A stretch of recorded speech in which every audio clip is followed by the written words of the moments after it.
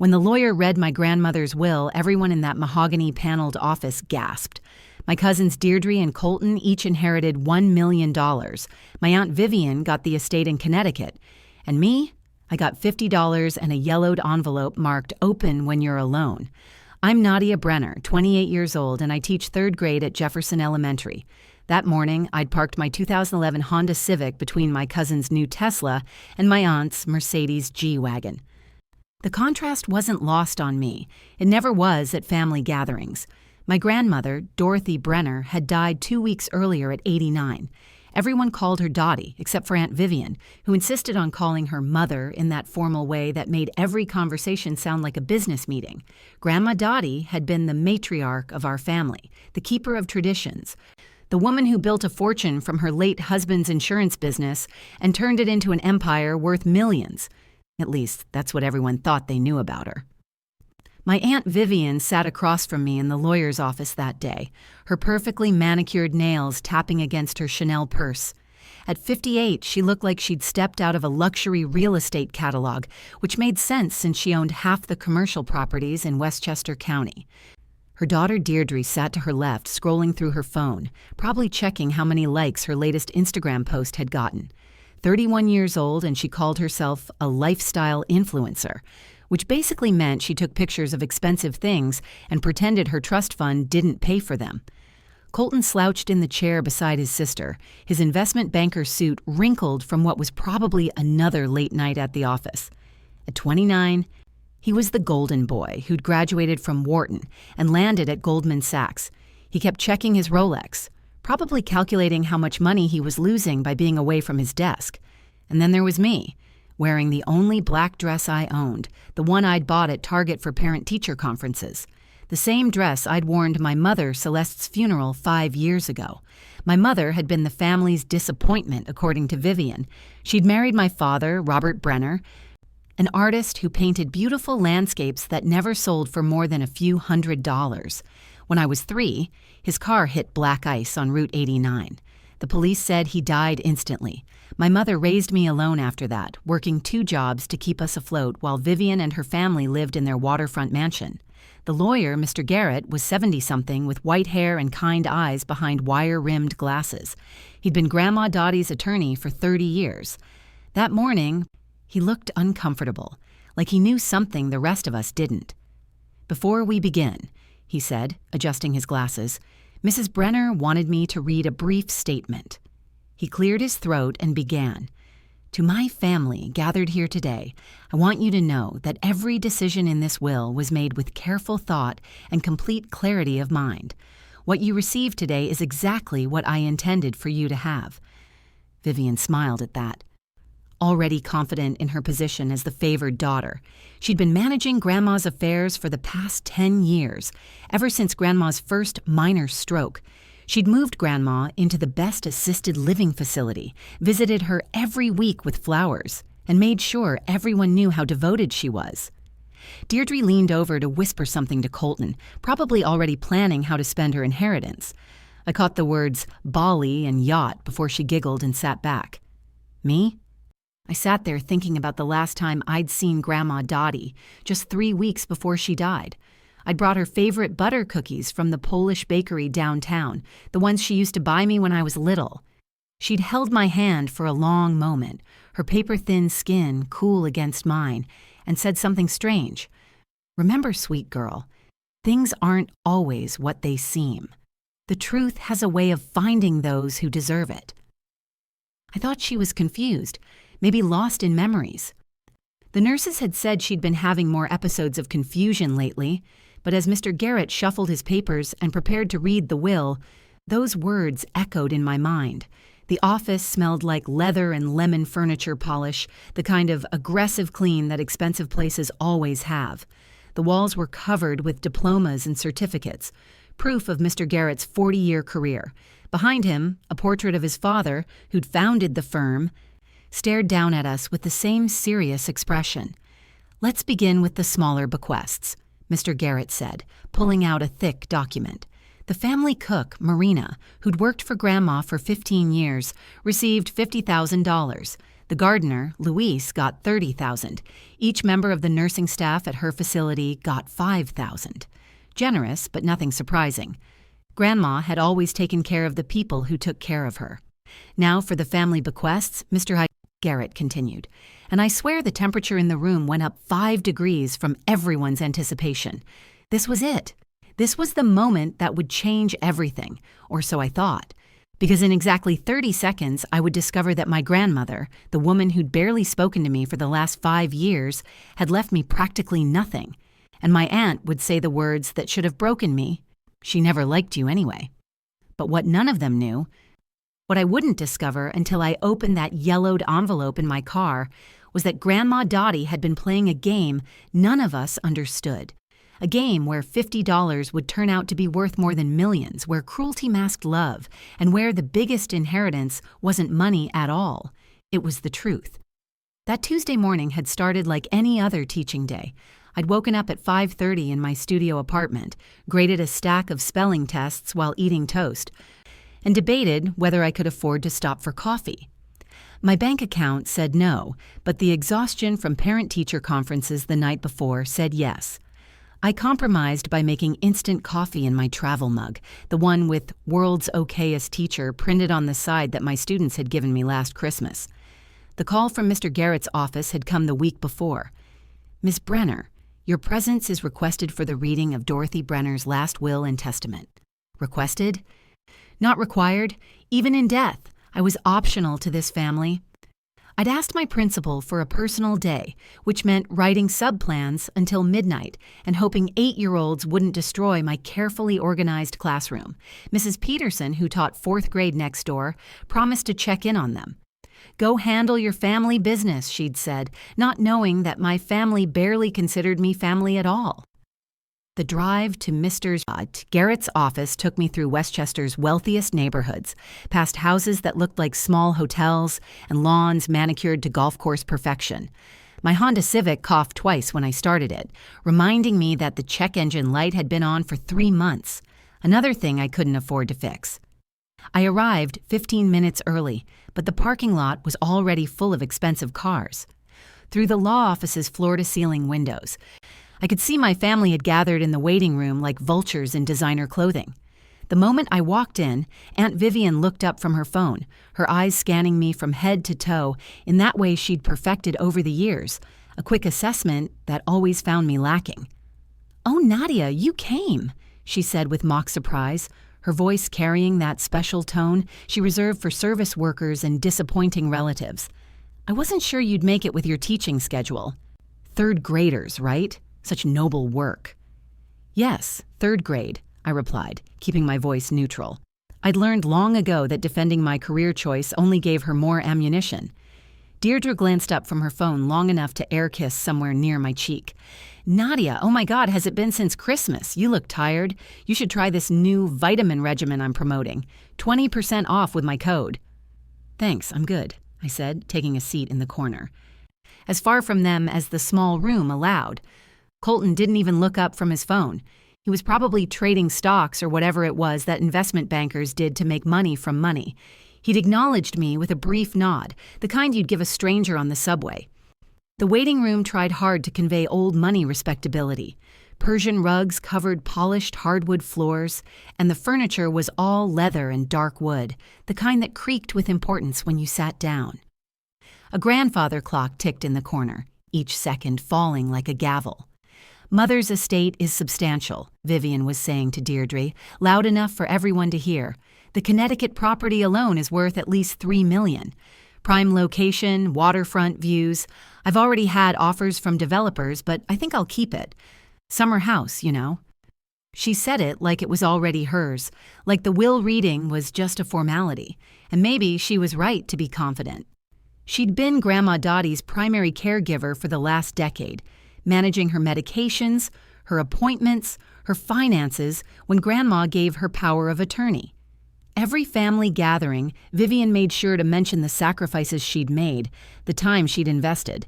I thought about my own visits with Grandma, how they dwindled after Mom died, not by my choice. Every time I'd tried to visit, Vivian had been there, suggesting Grandma was too tired, too confused, not having a good day. Maybe next week, she'd say, and next week would turn into next month. The last real conversation I'd had with Grandma was at Mom's funeral. She'd pulled me aside, her hands shaking as she held mine. "Your mother was the best of us," she'd whispered. "Don't let anyone tell you different." But after that day, she'd grown distant, cold even. At Christmas dinners, she'd barely look at me. At family gatherings, she'd acknowledge me with a nod. Nothing more. I'd tried to understand it. Grief. Maybe. Mom had been her daughter-in-law, but they'd been close, closer than Vivian had ever been to Grandma.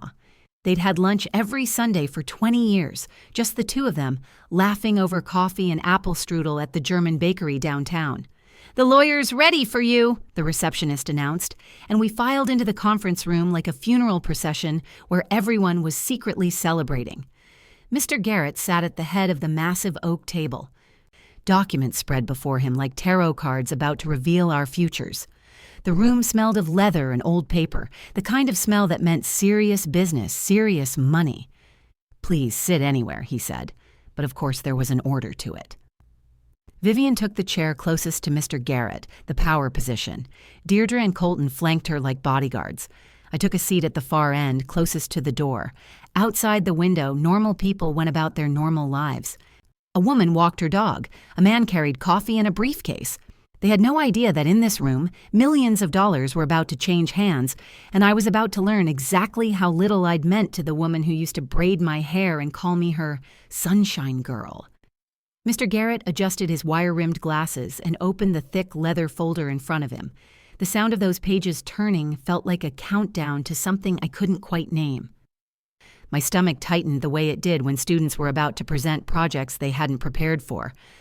"Before we proceed to the family bequests," he began, his voice carrying the weight of legal formality. Mrs. Brenner wanted to ensure her staff was recognized for their years of faithful service.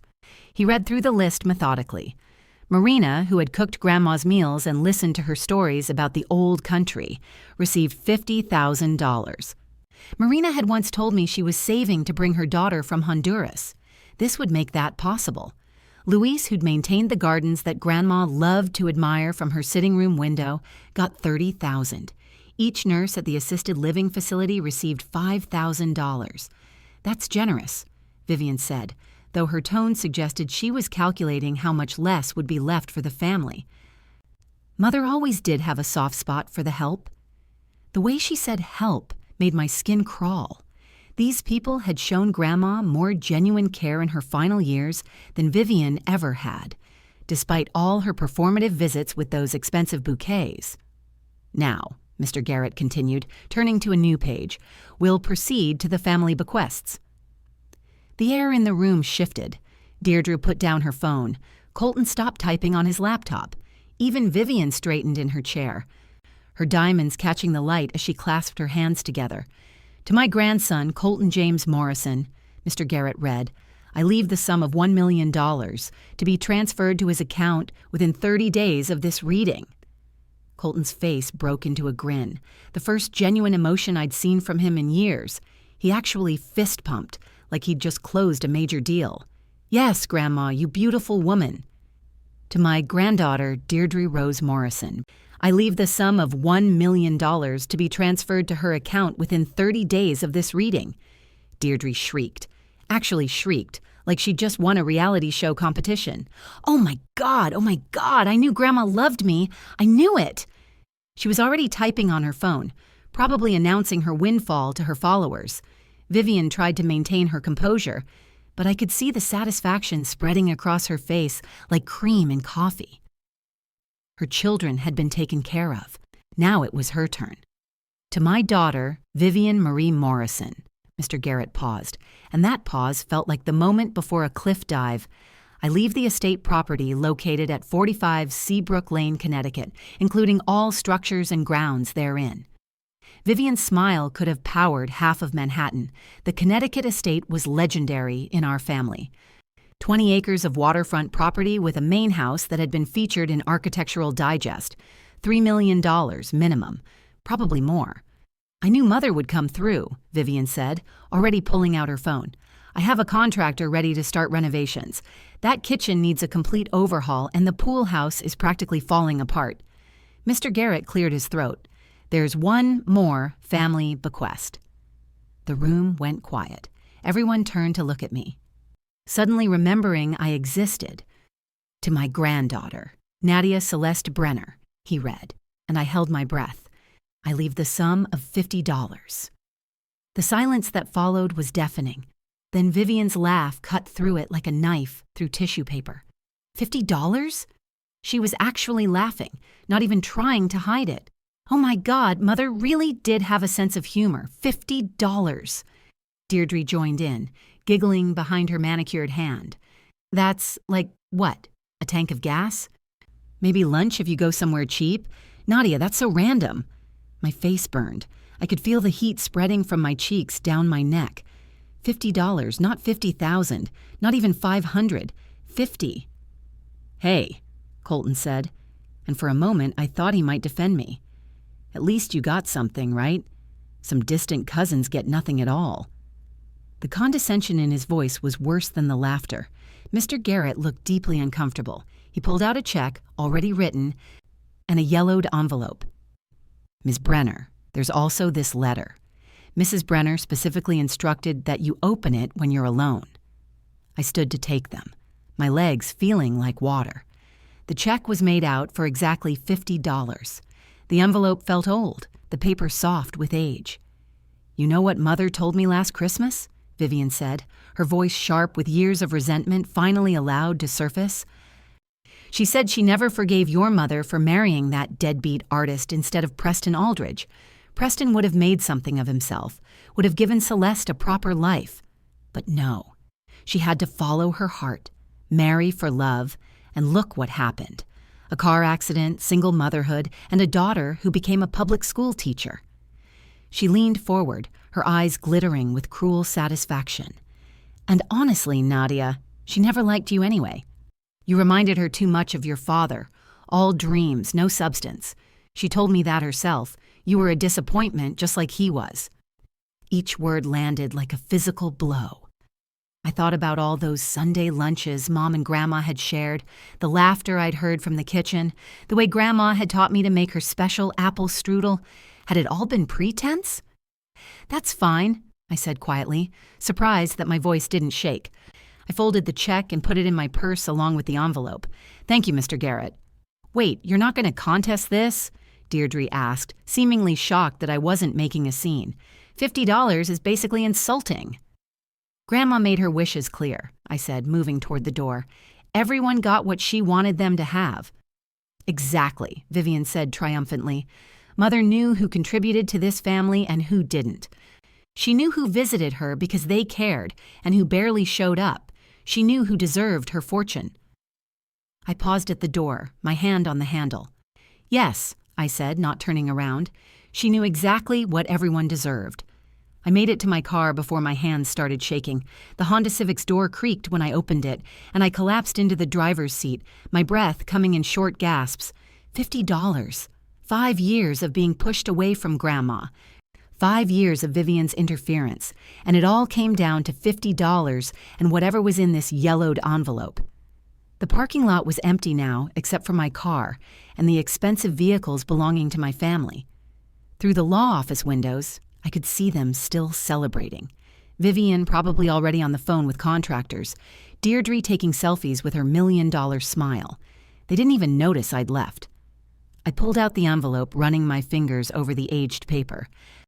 The writing on the front was definitely Grandma's, though it looked older, like she'd written it years ago. Open when you're alone. Well, I'd never been more alone than right now. The seal broke easily, the old glue giving way. Inside was a single sheet of paper, covered in Grandma's distinctive cursive. My hands trembled as I read, "My dearest Nadia, if you're reading this, the wolves have shown their teeth. They've taken their perceived prizes and shown you their true nature. Good. Now listen carefully, Sunshine Girl. Drive to 42 Sycamore Lane. It's in Millbrook, about 40 minutes from where you are now. Use the key under the ceramic frog by the front door. Everything I'm about to show you must remain secret until you understand why. Trust no one, especially not Vivian. Your mother knew the truth. She protected you from it. Now it's your turn to learn what we've hidden all these years. The $50 isn't an insult, my darling. It's a clue. Look at the serial number. Everything started with that bill. Burn this letter after you memorize the address. Some secrets are too dangerous to leave lying around. All my love, Grandma Dottie. I read it 3 times before the words fully sank in. Millbrook was a middle-class neighborhood, nothing like the wealthy enclaves where Grandma had lived. Why would she send me there? And what truth had my mother known? I looked at the $50 check. Sure enough, there was something odd about it. The memo line contained what looked like a serial number, B435789K. Why would Grandma include a serial number on a check? My phone buzzed with a text from Mrs. Peterson. Your substitute just called in sick. Can you make it back for afternoon classes? Any other day I would have rushed back. My students needed me, and I never missed class unless absolutely necessary. But something about Grandma's letter, the urgency in her words, even through the formal cursive, made me do something I'd never done before. Family emergency, I texted back. Please ask if Mr. Rodriguez can combine classes for science. I'll owe him one. Then I turned off my phone completely. Whatever was waiting at 42 Sycamore Lane, I needed to face it without interruptions. The drive to Millbrook took me through neighborhoods that gradually shifted from mansions to McMansions to regular suburban homes. Sycamore Lane was a tree-lined street with modest houses built in the 1960s, each with a small yard and a one-car garage. Number 42 sat in the middle of the block, a butter yellow Craftsman with white trim and a front porch with a swing. It looked nothing like any property I'd ever associated with Grandma Dottie. I parked in the driveway, noting that the lawn had been recently mowed and the flower beds were perfectly maintained. Someone was taking care of this place. The ceramic frog sat by the front door, just as Grandma's letter had said. It was ugly, honestly. The kind of kitschy garden decoration that Vivian would have mocked mercilessly. But when I lifted it, there was a brass key underneath, old and worn from use. The key turned easily in the lock, and I stepped into a house that took my breath away. The walls were covered, absolutely covered, with photographs, all of me. There I was at age 5, missing my 2 front teeth, holding a flower I'd picked for Mother's Day. There was my kindergarten graduation, my first day of middle school, my high school science fair project that had won 2nd place. My college acceptance letter was framed next to a photo of me in my cap and gown. Recent pictures, too, from just months ago. Me reading to my students, me at the grocery store, me having coffee with Mrs. Peterson. Someone had been watching me, documenting my life. But who and why? The living room held more surprises. A bookshelf contained every report card I'd ever received, every art project from elementary school, copies of lesson plans I'd created for my students. A scrapbook on the coffee table was filled with newspaper clippings, the honor roll announcement from high school, my college dean's list mention, the small article about Jefferson Elementary's improved reading scores that mentioned my name. This wasn't just documentation, this was devotion. In the kitchen, I found filing cabinets, each drawer meticulously labeled with years. I pulled open 2019-2020 and found bank statements. Account after account, all in my name at different banks, all containing exactly $249,999, just under the federal reporting requirement of $250,000. My legs gave out and I sank into a kitchen chair. There had to be at least 20 accounts in this drawer alone. That was nearly $5 million, and that was just 1 year's drawer. The cabinet had drawers going back 7 years. A sticky note on one statement caught my eye.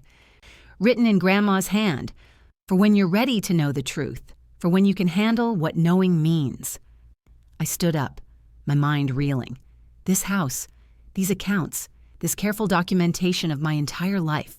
None of it made sense unless everything I'd believed about my family, about Grandma, about my father's death, about Mom's isolation from the family, was wrong. The basement door stood at the end of the hallway, painted the same white as the walls. Almost invisible, unless you were looking for it. Another sticky note was attached to it. The answer to everything is downstairs. Be brave, sunshine girl. I opened the door and descended into the dark, my hand finding a light switch at the bottom of the stairs. When the lights came on, I had to grab the railing to keep from falling. The basement was full of paintings, hundreds of them, all signed Robert Brenner, all painted by my father. The paintings took my breath away. Not because they were stored here, hidden like secrets in this basement, but because they were magnificent. My father's work, which I'd been told sold for a few $100s at local art fairs, covered every wall and filled dozens of climate-controlled storage racks. These weren't amateur landscapes, these were masterpieces. Each painting bore a small white card with details. Purchased through Hartley Gallery, London, 2018, $450,000. Another read, acquired via anonymous buyer number 7. Sotheby's, 2019, $275,000. The most recent was dated just 3 months ago. Private sale, Geneva, $800,000. My father had been famous. His work was valuable, sought after, collecting fortune-level prices. But I'd grown up believing he was a struggling artist who'd left us nothing but debt and broken dreams. A manila envelope was taped to one of the paintings, my name written across it in Grandma's shaking script. Inside, a letter that would shatter every truth I'd held about my family. Nadia, my darling girl, my actual granddaughter. If you're reading this, then I'm gone, and you've finally found what I've spent 25 years protecting. The truth is both simpler and more complicated than you can imagine. Your father, Robert Brenner, was my son from my first marriage. Yes, Sunshine Girl, your father was my biological child, making you my blood granddaughter, not through marriage, as everyone believes, but through birth. When I married Richard Morrison, Vivian's father, I was a young widow with a baby boy. Richard agreed to raise Robert as his own, but he never adopted him, never gave him his name. He tolerated him, nothing more. Your mother, Celeste, knew everything. When she met Robert at art school, she knew he was my son, knew that loving him would mean entering into our family's web of secrets. She loved him anyway. They loved each other with the kind of fierce devotion that made everything else irrelevant. When Richard discovered that Robert was becoming successful as an artist, that galleries in Europe were beginning to notice his work, he became violent. Not physically, but financially, emotionally. He threatened to destroy Robert's career, to use his connections to ensure no gallery would ever show his work. He threatened you, just a baby then. Said he had friends who could make problems for a young family. So we created a lie. Robert would pretend to fail. I would secretly buy every painting he produced, using a network of aliases and shell companies I'd built with money from my inheritance from my mother.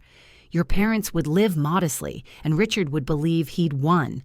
Then came the ice storm, January 3rd, 1999. But Nadia, that wasn't black ice that killed your father. Richard had cut his brake lines. I can't prove it. The car was too damaged, but I know. Your father had just signed a contract with a Manhattan gallery, had finally decided to stand up to Richard to claim his success publicly. 3 days later, he was dead. Your mother and I, we made a pact that day. We would protect you at any cost. She would play the struggling single mother. I would play the cold, disapproving grandmother. We met in secret every Sunday, not at the German bakery, but here, in this house I'd bought under a false name. We planned, we saved, we built this fortune for you. When your mother got sick, she made me promise to maintain the charade until you were strong enough, established enough, to handle the truth. A teacher, she said, that would be perfect. Someone who understands children, who knows how to protect them, who could handle wealth without being corrupted by it. The $50 is a photocopy of the first bill Vivian stole from me in 1995. She's been embezzling for 20 years. Taking small amounts she thought I wouldn't notice. I noticed everything. I documented it all. The evidence is in the locked filing cabinet by the furnace. She's stolen nearly $2 million thinking she was clever, never knowing I was letting her do it, building a case that would destroy her if she ever came after you. The Connecticut house I left her? It's mortgaged to the foundation, termite infested with environmental violations that will cost millions to fix. The $1 million each I left Deirdre and Colton? It's exactly half of what their mother stole, and the IRS will be very interested in where their mother got funds for gifts that large. I've already made sure of that. But you, my darling, you have your father's entire legacy. 43 paintings remain in this basement, authenticated and insured. The current market value is approximately $15 million. The bank accounts upstairs contain another $12 million, all legally transferred, all properly taxed, all waiting for you. There's one more thing. In the safe behind the painting of the lighthouse, combination 03-1495, your 5th birthday, you'll find a USB drive. It contains a video I made a week before I died. I found the painting, moved it aside, and opened the safe. The USB drive was there, along with rolls of cash and documents. I grabbed my laptop from my car and plugged it in. Grandma's face appeared on the screen, frail but fierce, sitting in Mr. Garrett's office. "This is my addendum," she said clearly. "Mr. Garrett, you are witnessing that I am of sound mind. The $50 I'm leaving Nadia is symbolic. Her real inheritance has already been transferred to her over the past 7 years. The family will receive what I've designated in the will, nothing more, nothing less." Mr. Garrett's voice came from off-screen. "Mrs. Brenner, are you certain about the Connecticut property? The family doesn't know about the liens, the damage." Grandma actually smiled then, a fierce, satisfied expression I'd never seen on her face. "Vivian has been stealing from me for 20 years. She thinks she's gotten away with it. Let her have the house that will ruin her. Let her children have money that will trigger an IRS investigation into their mother's finances. And let Nadia finally have what her father worked for, what her mother sacrificed for, what I've spent 2 decades protecting." She looked directly at the camera then, as if she could see me watching months later. "I had to let them think I didn't love you, sunshine girl. It was the only way to keep you safe from their greed, their jealousy, their capacity for cruelty. Every cold greeting, every ignored phone call, every birthday card not sent, it killed me. But watching you grow into the woman you've become, strong and kind despite their contempt, that healed my heart every single day." The video ended, and I sat in the basement surrounded by millions of dollars worth of art, crying for the grandmother who had loved me so fiercely she'd made herself a stranger to protect me. 6 months later, I stood in the main gallery of the Morrison Museum of Contemporary Art, watching as workers carefully hung my father's paintings under perfect lighting. The opening was tomorrow, and tickets had sold out within 3 hours of going on sale. Art critics from the Times, the Post, and Art Forum were confirmed to attend. The art world was calling it the discovery of the decade. 43 never-before-seen works by Robert Brenner, the artist whose early death had cut short what many now recognized as a revolutionary career. I'd sold exactly 3 paintings so far, bringing in $4.2 million after auction fees. The rest would form the permanent collection of this museum, which I'd established in my parents' honor. The building itself was a renovated warehouse in the Arts District, close enough to my school that I could visit during lunch breaks. The doorbell chimed and I turned to see Vivian standing in the entrance, a shadow of her former self. The Chanel suit was gone, replaced by off-the-rack department store clothes. Her face, usually perfectly made up, looked tired and drawn. Behind her, Deirdre clutched a knockoff designer bag, and Colton stood in a suit that had seen better days. "The museum looks impressive," Vivian said, her voice missing its usual sharp edge. She'd lost the Connecticut house 3 months ago. The environmental cleanup alone would have cost $2 million, and that was before addressing the structural damage from years of hidden termite infestation. She'd declared bankruptcy within 60 days of taking possession. "Thank you for coming," I said, meaning it. Despite everything, they were still family. "We didn't know," Deirdre said suddenly, tears starting to run down her face, creating dark tracks through her foundation. "About Grandma, about your father being her son, about any of it. We didn't know." The IRS investigation had started 2 months after the will reading. Turns out, when you suddenly gift your children $1 million each, the government becomes very interested in where that money came from. Vivian's decades of embezzlement had unraveled like a cheap sweater. She'd avoided jail time by agreeing to pay massive fines and penalties that consumed not just the stolen money, but everything she'd built with it. "I know you didn't know," I said gently. "Grandma made sure of that." Colton cleared his throat. I lost my job at Goldman. Something about reputational risk. I'm working at a credit union now, basic financial planning. He paused, then added quietly, It's actually kind of nice, helping regular people plan for retirement instead of making rich people richer. We were wondering, Vivian started, then stopped, her usual commanding tone replaced with something I'd never heard from her before, humility. The museum is hiring, according to the website. We all have experience that could be useful. Deirdre knows social media, Colton understands finances, and I spent 20 years managing properties and events. She reached into her purse and pulled out 3 filled-out application forms. We're not asking for special treatment. We'll interview like anyone else, but we wanted you to know we're trying to start over, to be better than we were. I took the applications, noting that they'd all listed their desired salary as minimum wage acceptable.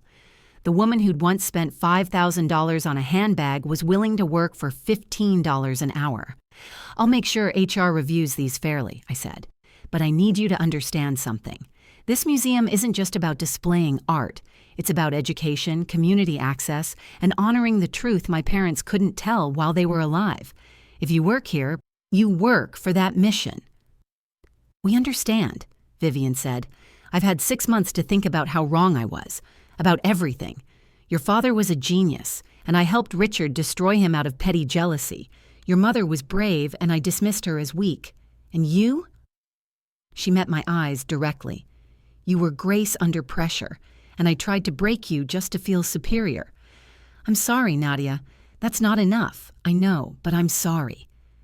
Deirdre suddenly laughed, but it wasn't cruel this time. You know what's funny? That $50 Grandma left you? We thought it was an insult, but you knew, didn't you? You knew at the reading that there was more. I pulled out my wallet and extracted a $50 bill, holding it up to the light. Actually, I had no idea. I just knew that Grandma had never done anything without purpose. Even her coldness, as it turned out, had a purpose. I handed the bill to Vivian. Here, call it a family tradition. $50 to start over. Vivian stared at the bill, then carefully folded it and placed it in her wallet. I'll earn this, she said quietly. However long it takes, I'll earn this. A week later, all 3 of them started working at the museum. Vivian became our events coordinator, bringing an attention to detail that made every opening memorable. Deirdre managed our social media presence, her influencer skills translating surprisingly well to promoting arts education. Colton handled our community outreach program, ensuring that local schools could visit for free, but I kept my teaching job at Jefferson Elementary. Every morning I still woke up at 5:30, still drank coffee from my world's okayest teacher mug, still helped 8-year-olds learn to read and write and dream. The only difference was the art supplies that now filled our classroom, the field trips to the museum, the visiting artists who came to inspire young minds.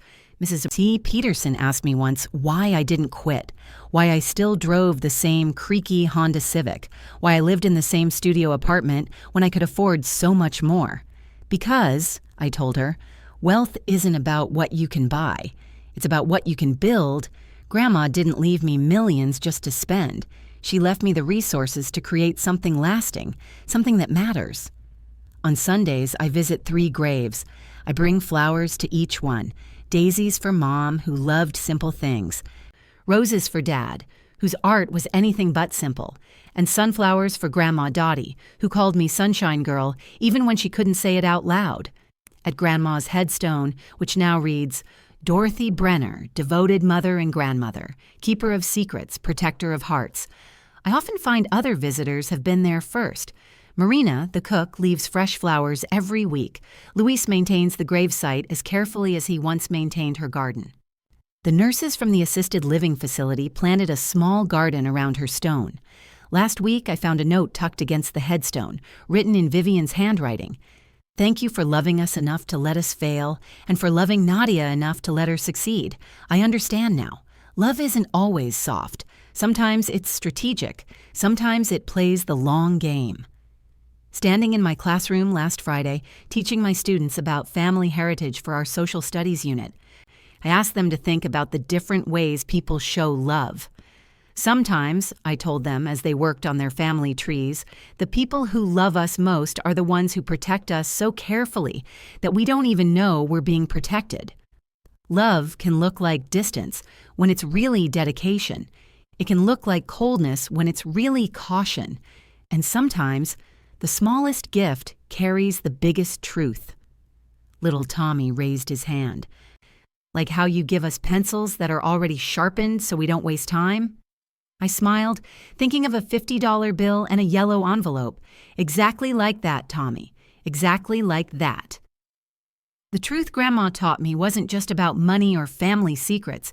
It was that love sometimes requires sacrifice that goes unrecognized, that protection sometimes looks like rejection, and that the best inheritance isn't what you receive, but what you're finally allowed to understand. Every family has its secrets. Some are dark, some are painful, and some, like ours, are both. But in the end, the truth has a way of finding those who deserve it. And sometimes, just sometimes, $50 can be worth more than millions, because it's not about the amount. It's about the message hidden in plain sight, waiting for the right moment to reveal that you were loved all along. Hey everyone, if this story touched your heart or reminded you that things aren't always what they seem, please hit that like button and share it with someone who needs to hear it. Drop a comment below about a time when you discovered a hidden truth in your own family. And don't forget to subscribe to the channel for more stories that reveal the extraordinary hiding in the ordinary. Remember, sometimes the smallest gestures carry the biggest truths. Until next time, keep looking for the love that might be hiding in plain sight.